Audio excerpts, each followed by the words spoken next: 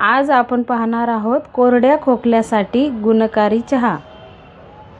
यासाठी आपण वापरणार आहोत दालचिनी, 1 पेला पाणी आणि साखर चहापत्ती।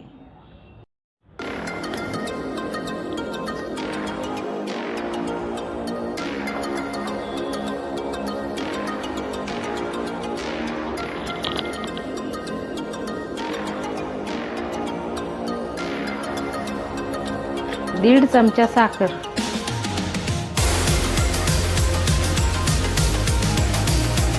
1 चमचा चहापत्ती,